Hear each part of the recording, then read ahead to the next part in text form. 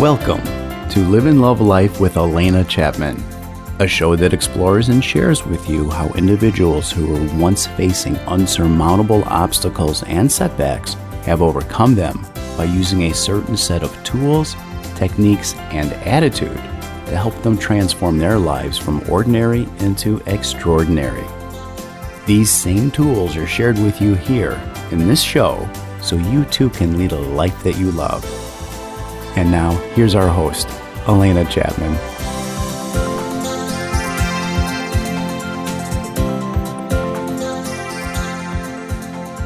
Hello, everyone, my friends, my listeners. I am so happy to have you listening. This is going to be a fabulous show with a terrific lady. I'll tell you just a tiny bit about her, okay? But you know that I list all the bios on with their podcast. But I just have, she has some cool things I want to tell you, okay? Her name is Tracey Jones. And yes, she's just a tremendous person. She is president of Tremendous Life Books, and she's a motivational speaker, best-selling author of Charlie Tremendous Jones. I love that. But okay, she can tell you more about these wonderful things. But the things I love is that she has 7 rescued pets. I love that because I rescue animals too. And I don't have a 7 though. I have 4, but that's pretty good. And then another incredible thing about this lady, she has given $900,000 to local homeless shelters, recovery outreach and mission groups, disaster recovery organizations, and scholarships to local colleges. This is a person who gives, and I just love bringing you these tremendous people. So with that, I want to say hello, Tracey. Hello, Elena. It's such an honor to have you on the show. Oh, thank you. I feel quite honored to be a guest on your show, Elena. Oh, I'm glad. And I just love that you rescue animals. I told you that before. I know. I think, and like I said, they are the best and they just need the homes. And it's just a special heart that does it. And I just love that you do it. Thank you. Very, very cool. Why don't you start by just kind of informing people a little bit about yourself? Oh, absolutely. Well, as Elena introduced, my name is Tracey Jones. I am how I wound up at Tremendous Life Books, which recently changed to Tremendous Leadership. I was or am one of the daughters of Charlie Tremendous Jones, and he was a motivational speaker. He went home about 8 years ago, but before that, he made his mark in the life insurance business, wrote a bestseller 50 years ago called Life is Tremendous that sold between 3 and 4 million copies and is still selling. And he just had a mantra that you will be the same person that you are today 5 years from now, except for 2 things: the people you meet and the books you read. So he loved books, and he loved sharing with people. So that's how I wound up when he passed, running Tremendous Life Books, now Tremendous Leadership. So, but before that, I was in the Air Force, and then I worked in a Fortune 100 high-tech company, and then I worked in defense contracting, and now I'm running a small second-generation publishing / speaking writing company. So, the journey, and I'm back in school. So the journey, I'm working on my doctorate in leadership. So the journey, now I just keep thinking every day I figure out a little bit more what I'm supposed to be doing. So it's very exciting. It is. It's a journey. It just morphs more and more into what you're supposed to be doing. Everyone's like that, I think, that goes on their purpose. It is. It's just constant growing.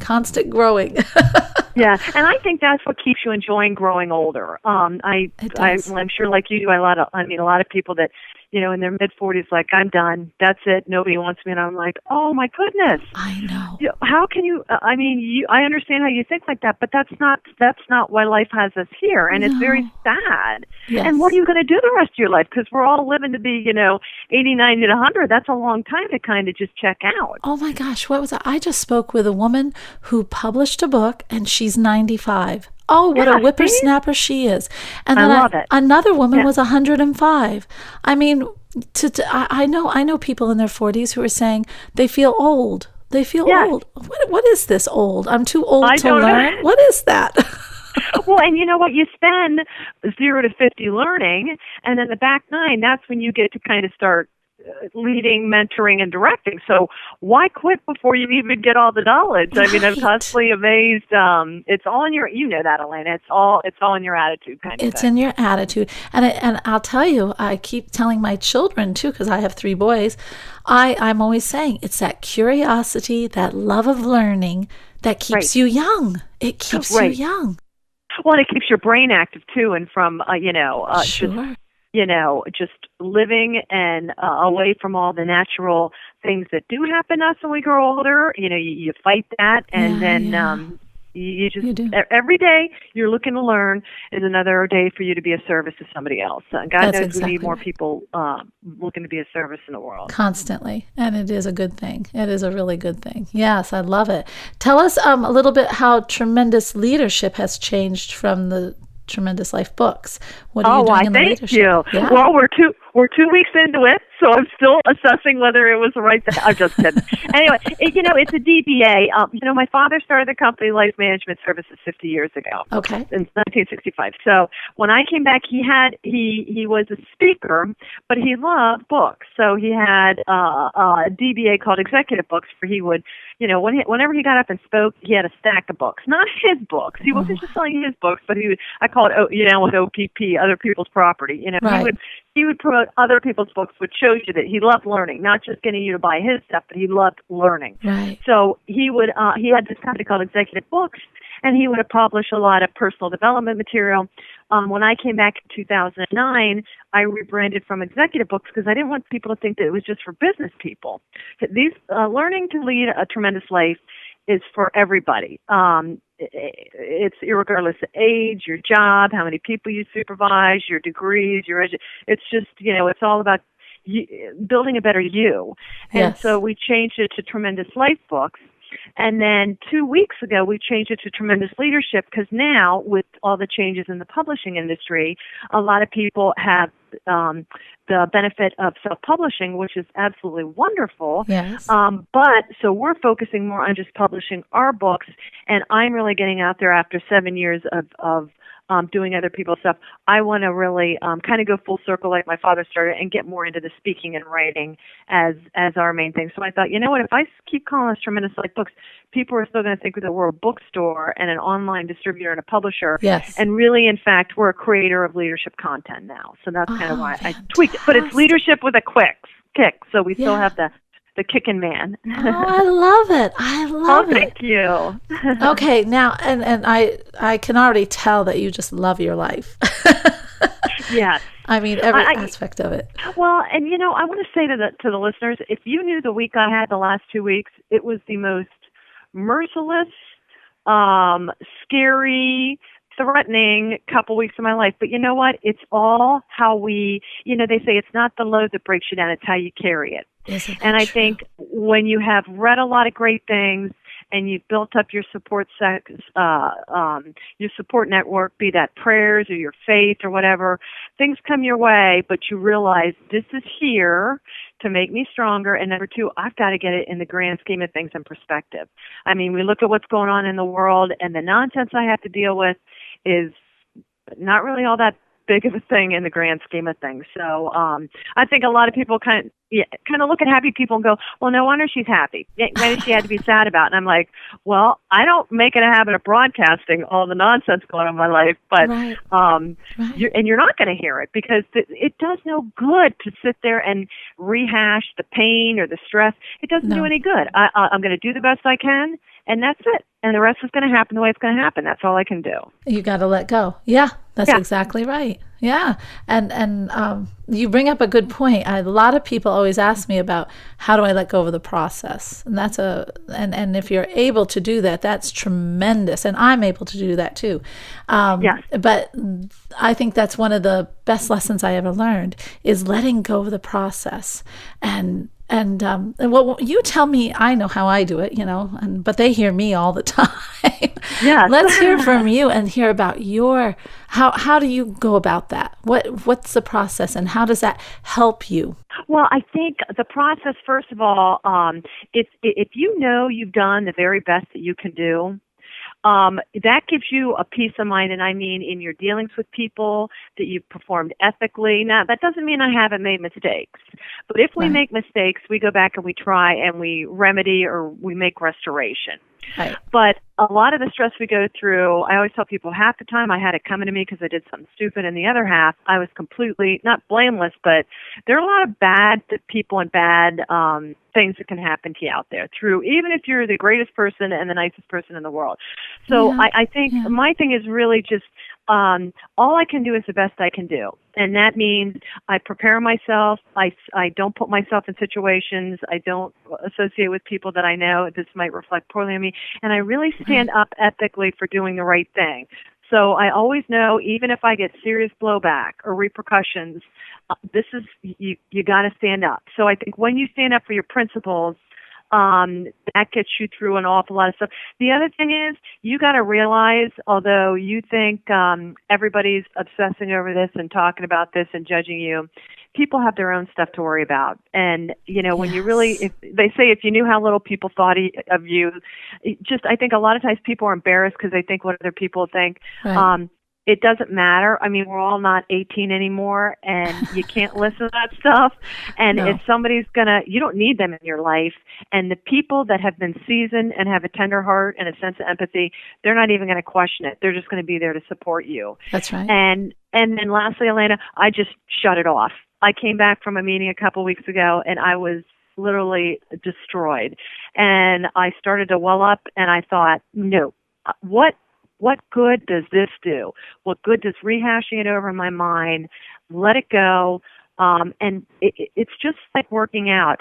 I used to be terrible at this. I used to make myself physically sick with worry and anger and how can this happen to me? Yes. And it's like the more you just learn to put it down and walk away from it and go start doing other things. Help other people. Read, pray, whatever you need to do. Yeah. Don't dwell. There's a verse in the Bible that says, in Isaiah, that says, as a dog, and this is kind of the yucky side of a dog, as a dog returns to his own vomit, so a fool returns to his folly. Ooh. Worrying. Yes, that's true. Yeah. You're regurgitating. Regurgitating pain does nothing, and it can actually physically and mentally make you sick. So for your own well-being, and we got to be strong to fight the fight, and we got to be strong for other people that need us. So that's kind of what I do. But I also think, and this is why when people say getting old, I love getting older because I feel I have such a better perspective, and I'm aware of my own strength, and I just, when stuff comes my way, I'm like, I've had this done about 20 times before. It's going to stink for a little bit, but in the grand scheme of things, it's nothing. And that's why I love it. I know. I used to get so too. stressed because you didn't know. This is the first time something bad had ever happened to you, and you're like, I can't believe people are like this. I can't believe this. And then it's like, I don't want to say you become cynical, but I'm an idealist, but I'm also a realist. You know what I'm saying? Yeah. I get it. No, it's very true. It's very true. And I have to say, well, I'm 50 and I absolutely love being 50. I can't imagine. I don't feel 50, but I love it. I love the person I'm becoming. I love the growing. I feel more confident, more grounded in myself. And do I know other people? I know that there's good and there's not so good. I know how to rise above. I know how to, the things that I've learned so far. I love telling someone in their 20s, I think if I plant the seeds early, maybe they'll get there earlier. Because this is a fabulous way to live. It is truly a fabulous way to live. Yeah. I love being, just more confident and comfortable with who I am. Yes. That's a very nice thing. Yes. And you know what? For people that don't feel that way, it's never too late. No, it's not never, at all. And like I said, just because, I always tell people, my front nine, because when I turned 50, I was like, yes, finally. The learning years are over, although you and I know they never are. Never. I just feel like, okay, the awkward years are over. So if you feel like, well, I haven't had a very good first half, that's okay. That just means the best is yet to come. Oh, isn't it? So. It really, really is. And the letting go, I always have the process where when I feel like I've done everything I can and I've done my very, very best, I just offer it up. I offered it up, and that's what you were saying. Just offer it up and let it go. And always helping somebody else always takes your mind off yourself and whatever's going on with you. And I love that asset. Now, with the leadership, how are you helping people how are you helping people reach their leadership potential? Well, listen to this. In 2 hours after I hang up with you, I'm actually going to a federal prison.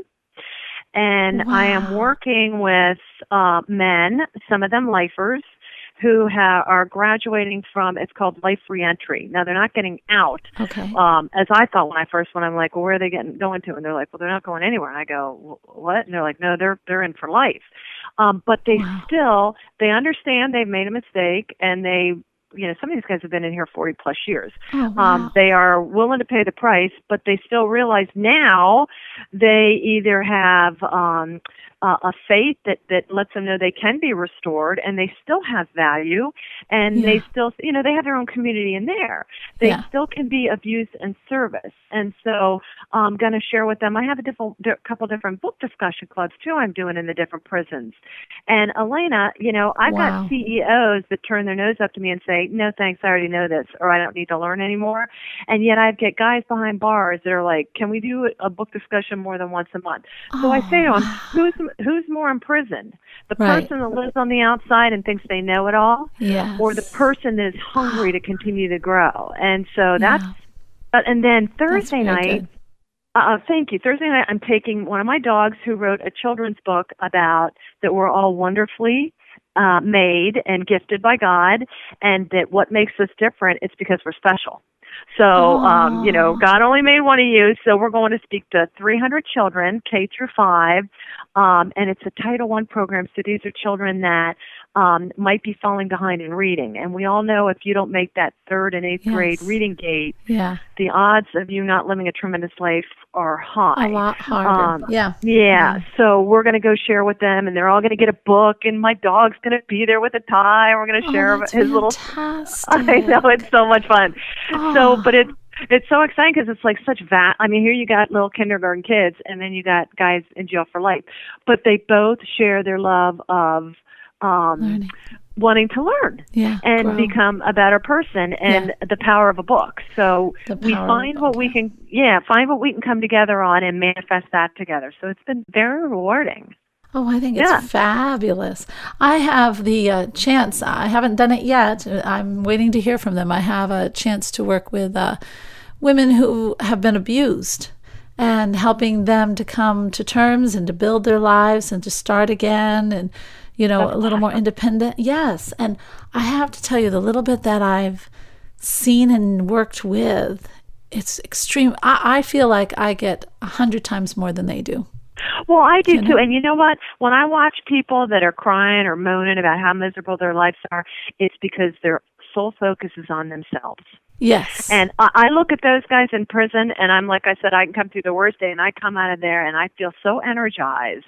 And it's I can tell if somebody's poison's coming out of their mouth, I'm like, it's because you're in the cesspool of yourself. You have got to get out and pour into other people. You do. Because especially in this country, nobody, we have so many opportunities.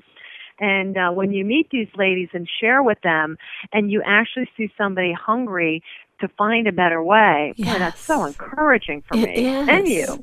It is. To really see them acting and becoming more independent and get stronger and create lives, that are, well, number one, it's better, and just see them get empowered and see them build that self-confidence. Yeah, there's nothing like it. There really is nothing there like isn't. it. And some of these guys in prison, I mean, they didn't have a shot to begin with. No. But now they've interacted with the right people, and they've made better decisions, and they're finding the why in their life. Not the why before was because I can take advantage of everybody, but now they have a built-in why, and it's amazing because you hear all the bad about, once in there, that's it. Nobody. It's like, no, people can find redemption and restoration. Some people can't. I believe evil exists in the world, but I'm not here to judge them. I'm just here to make the offer, and what I see is very encouraging to me. Yes, I know. Well, yeah, and there is, we don't talk about it a whole lot, but of course, if there's good, there's always got to be the opposite. Opposites. Right. It's a universal law. There's opposites, there's polar opposites. But like I always say to people, every day, almost every second, we make choices. So if we know who we want to be as a person, and if we want to be a person filled with integrity, if we want to be a person that we're proud of, if we want to be a person that just exudes love and compassion, then we have to be that in every aspect of our lives. Right. And if you're just starting and you're not sure, just start acting that way and practice just feeling that way. And before you know it, it happens. It happens. Yeah. But it's your choice. It is your choice. Oh, it is. And Elaine, my dad used to tell me that. He grew up in the South, poverty, flunked out of 8th grade, poor, abandoned. I mean, but he went on to become, like I said, one of the top 25 legends in motivation. How do you go from such a crappy beginning and so much pain and, quote, lack of opportunity to somebody that doesn't? He used to tell me, Tracey, life is tough. It's tough for everybody. You can be miserable, or you can be happy, miserable. It's up to you. You get to pick which one. And it's a conscious choice. It is a conscious choice. It really is. And I can't imagine. My mother is even she's not exactly on the motivational track. and I remember one time I said, gosh, this person just thinks life is so hard. And she goes, life is hard. And I actually had to start thinking back. And my mom does seem to have a hard life, but it's because she thinks she has a hard life. She goes, I don't know anybody who enjoys her life, she said. And I said, Mom, I do. Yeah. That's it. Because my father was a motivator, but he was very pragmatic and contrarian. Yeah. I mean, he'd say stuff like, of course you've got problems. You're not dead. I mean, that isn't very motivating. But he was very realistic about, we're all going to have problems, but happiness is not, joy transcends the circumstances. That's right. Your joyful heart is joyful and thankful regardless of read Viktor Frankl's Man's Search for Meaning. It is irrespective of the because if your happiness is tied to circumstances, but I do believe, Elena, some people have a more contrarian personality, just like some people are more, naturally happy. And I think my father was very pragmatic. But he was so funny that people assumed it was motivational, but he was very realistic. Oh, how fun. Yeah. Well, but it's nice. I mean, I tend to be the optimistic kind of person, half full. I always have been. And so, that's just me. But some people, see it half empty, but still find joy. And I think, or they're pragmatic and they see the reality of it all. And and it's good. It's good. And it's good to know. You have to know that you're going to have obstacles. You're going to run into people who don't think quite like you and actually think quite the opposite of you and do not have the same standards as you or the same beliefs. And you have to learn. And your outside circumstances should not impede on you. If you got that belief of where you want to be, and you are happy and you've made the choice to be happy and you practice and read and learn and you're going towards your goal, it doesn't matter what the outside circumstances say. You know? It's very, very true. Very true. My gosh, very nice. Well, All right, so you're doing all this leadership, and oh my gosh, going into the prisons is fabulous. Now, are you doing anything on the outside of, like conferences or? I am. Thank you for. Well, now tomorrow I'm doing in McCaysburg, Pennsylvania, and Lancaster, Pennsylvania. Two of the real popular seminars I do is Write That Book, which is a 3-hour seminar on getting it in paper, getting it published, and then getting it out there. And it's a real good. So that's one we do every couple months. And we will on our website have a book that people can have that contains that information. But tomorrow I'm doing a speech called Speaking It Real. And it's a 2-hour seminar just on how the first session is how to prepare a well-crafted speech. And the second hour is how to deliver it with ease. I don't want people just to be able to become proficient at public speaking. I want them to actually love it, because when you love it, it shows. And you can become so much more of an influence in your township or your school or your work when you become at ease with expressing coherent thoughts. Doing that tomorrow, we do an awful lot of leadership events, seasons of leadership, the 12 seasons each month that kind of mirroring the seasons of the weather with the seasons of leadership. There's a time to prune, a time to plant, there's droughts, there's long nights, there's frozen tundra, there's thankfulness, there's stress. Next month is how to deal with stress. The holidays are stressful times. So, so we do a lot of stuff about that too. But you name it. Last week I spoke at a Veterans Day event as a veteran about uncovering the hero in you and war. Although I don't mean to sound negative, life is warfare. Love is a battlefield. Sometimes you think your boss is the enemy. Sometimes you think your kids are trying to.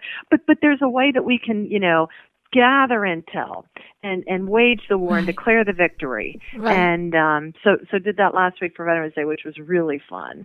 Oh, how very fun. Oh, and it's good that, and you come up with themes, you know what I mean? Yes. I love themes. Yeah, I do too. Now for you, on your own personal note, what tools, and you have been talking about them a little bit, but what tools have you used in your life, your insights that have helped you? What do you really give credit to that's helped you create this life that you love?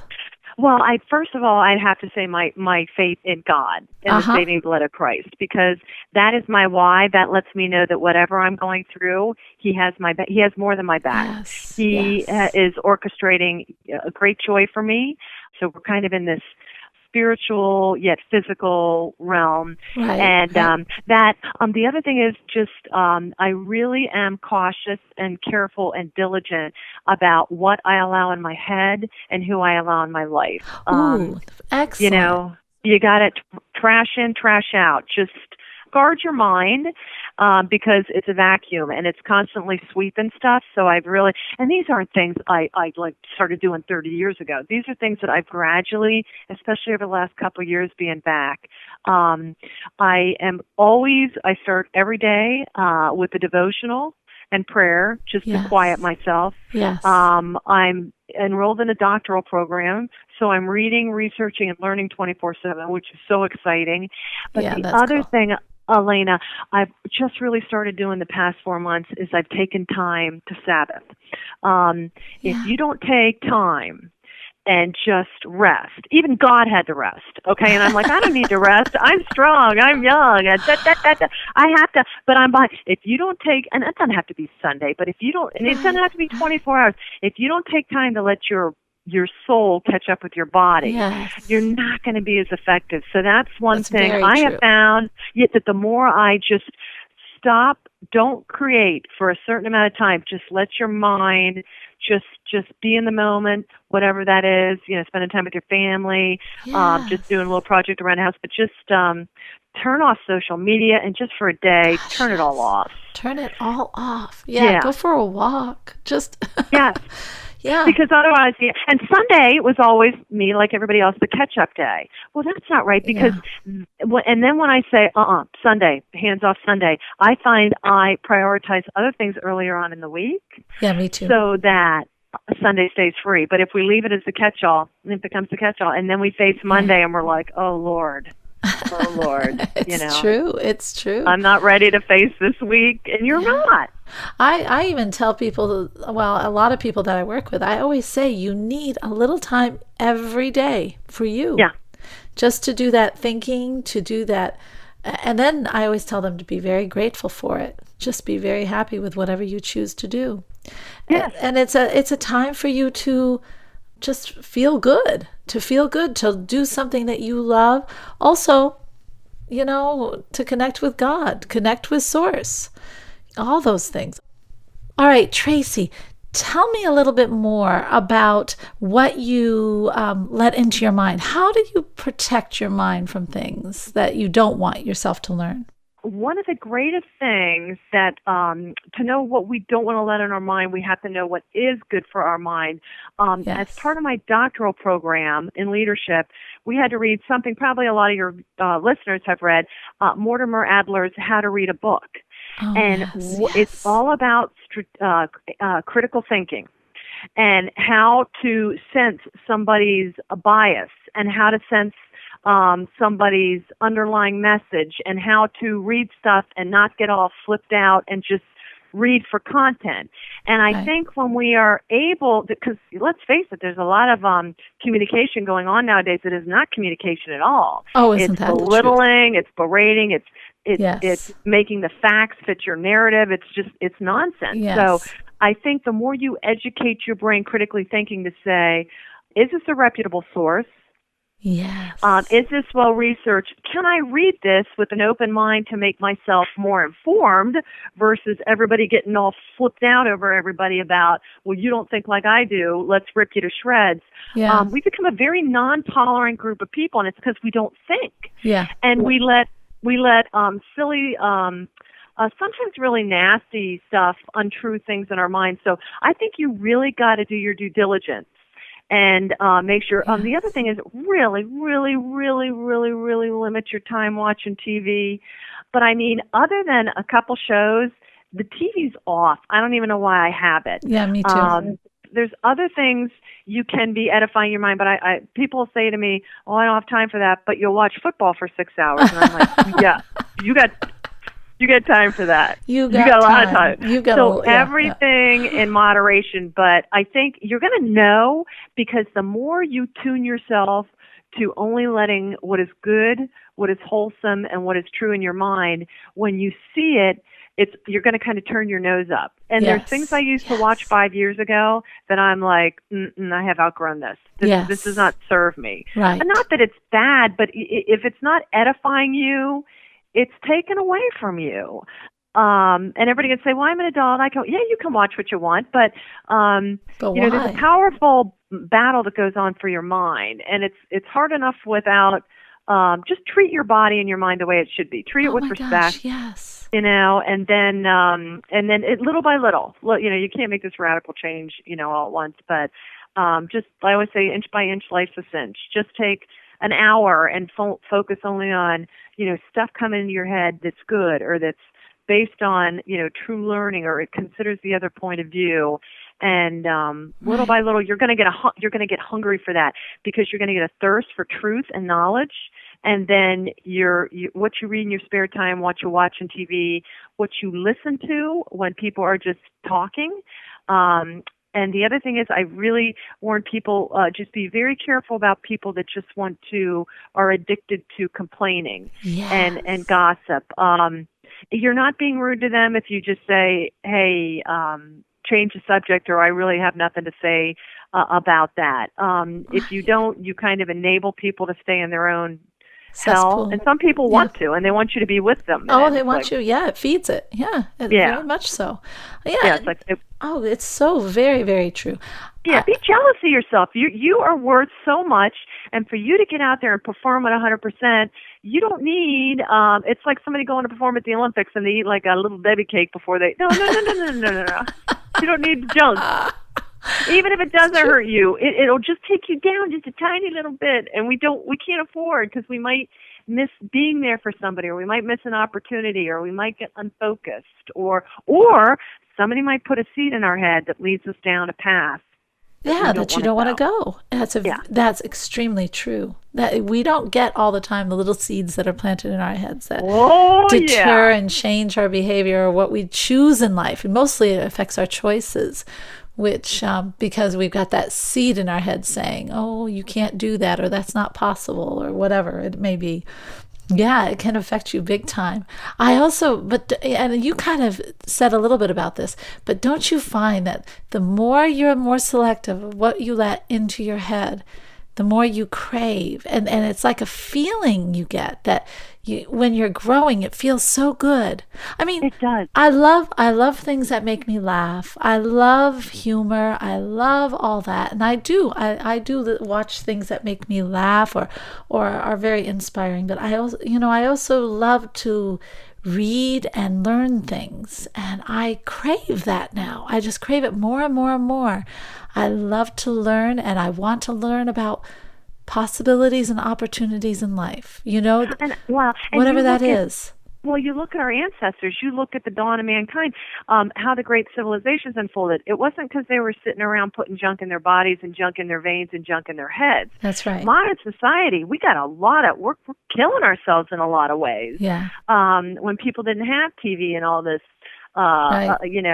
Technology where they can anonymously insult and berate and propagate lies. I love technology, but boy, in some cases, it's made us really, really a lot less human in a lot of respects, and a lot less focused on our own individual selves. And also dumbs down our intelligence.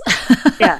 It really does. Well, you can tell. Yeah. It's really sad. Yeah, I agree. And it's us. We have the choice. And if we have the choice, then it will change. If enough of us say, or if enough of us are not watching that, or will not put up with that, or will Agreed. not, you know what? If there's not a market for it, it will change. Totally agree. What a world that would be if everybody was trying to just be better and learn and create their worlds, create things and be happy and just, oh gosh, it would be an awesome world, don't you think? It sure would be. It sure would be. Okay, well now at this point in the show, I am always asking, what if someone is listening and they've been listening to us and they're thinking, okay, I'm going to try to get that negativity out of my life and my friends or whatever. I'm not going to watch TV. But what nugget or 2 nuggets or whatever, what would you say to get them, 2 really golden little things that you think would help them to move on that path? Well, the first thing I would say is, and again, I have the spiritual connection. Sure. The Bible says if we confess our sins, He's faithful and just to forgive us our sins and to cleanse us from all unrighteousness. Right. So first of all, you can start anew this very next second. But you need to confess that. You need to get it out, and you need to stop doing it, because if you don't stop doing what got you in trouble in the first place, it doesn't matter how many good books you read. You have to make the conscious effort. I'm going to stop, and I want forgiveness, and I'm going to let this go. Yeah, and the next step is I would just write down one thing every day. I don't care if it's I'm going to read for 5 minutes. I don't care if it's I'm going to call somebody. I'm going to go to the library. I don't care what it is. One little thing each day to take you to where you want to be. And at the end of a week, you're going to made 7 little steps. 7 steps that you probably didn't know you could make or have been waiting for years to make. So how do you eat the elephant? One bite at a time. Making, building yourself it takes a whole lifetime. So don't, and I think we look sometimes at people that have it all together and think, well, they must be some kind of magician. No, they're not. The only difference between them and you is that they made a habit out of doing the things they needed to do. Right. So it's about, number 1, letting go in the past, accepting forgiveness, and repenting, which means you stop doing the things that got you in the first place.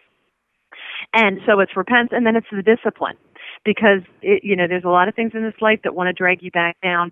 So then hang around with other people that can bring you up to the next level for insights. Watch what they do. Look at people you think that have it together and That's right. And do the little things that they do.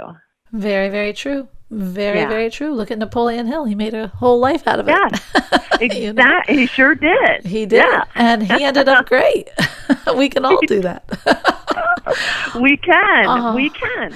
Tracey, this has been absolutely fabulous to have you on the show. Now, if somebody is interested in learning more about you and about your seminars or about everything that you're doing, what's the best way that they can get hold of you? Elena, there's two sites they can go to. The first is www.tremendousleadership.com. And that's our website that has our events, that has all the books that we support, a lot of different things that we have going on, different groups that we're involved with that we support, the blog, the Facebook page, all the stuff's on there. And then also, if you want to look for me as a speaker to support an upcoming event or different topics I speak on, that's under TremendousTracey.com. I love it. So either, but you can find, even if you get to one side or the other, they interchange and go back and forth. So either Tremendous Leadership or Tremendous Life Books, it all goes together, and Tremendous Tracey. Okay. Tracey. Oh, fantastic. I think everybody will be racing to those sites. Oh my gosh, you're so funny. No. Well, I hope so. That would be tremendous, yes. Yeah, that would be tremendous. And I put a lot of funny stuff on our Facebook page, too, little quotes and pictures and jokes good. and stuff like that. I love humor. My gosh. Well, it has just been a joy to have you on the show, and just really good insights. And for everybody out there, you guys, it's true. What you let into your mind and you're allowing it, and kind of, I don't know, take a week and just kind of pay attention to what you're really listening to. And then try listening to something that you think is kind of better, better choices. And then compare the two. First thing is awareness of what you're really doing. And then move to the better. I mean, it's growing, feeling that growth. You get addicted to it. You just want to learn more. You want to do more. You want to be more. It's an awesome life. Anyway, if you want to learn more about Elena Chapman, then you can go to ElenaChapmanLife.com. And like I always say, guys, I love your questions. I love your comments. Tell me what you think about today's show, because that's, you're very valuable to me. I love to hear what your opinions, your thoughts, your questions are. That's how I program my show. Make it an awesome day. All right. Bye-bye now.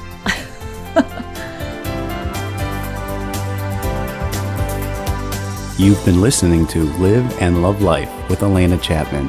For more information on the show, its guests, or to contact Elena, please visit ElenaChapmanLife.com. Have an awesome day, and we remind you to live and love life.